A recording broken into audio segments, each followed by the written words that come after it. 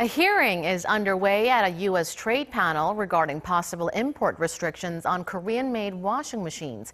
This after the U.S. International Trade Commission determined earlier this month that cheap Korean imports were hurting its domestic competitors. Yoo Jun-hee reports. A public hearing was convened by the U.S. International Trade Commission on Thursday, 2 weeks after it ruled that low-cost washing machines from South Korea were damaging local industries. U.S. appliance manufacturers Whirlpool and GE Appliances asked the ITC to recommend import duties of 50% on large residential washers made by Samsung and LG Electronics. Lawyers representing the American firms accused their Korean rivals of shifting production from country to country to avoid anti-dumping duties.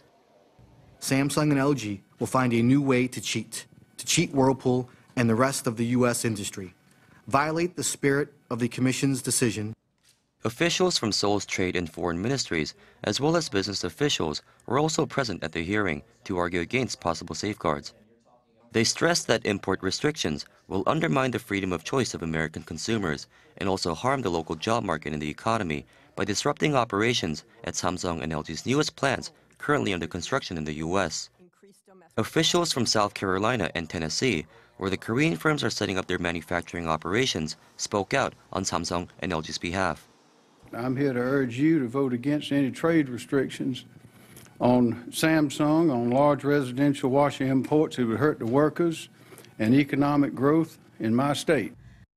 The ITC plans to announce its recommendations next month and forward them to President Trump by December 4th. Trump is then expected to make a final decision on the matter within 60 days of receiving the recommendations. Yoo Jun-hee, Arirang News.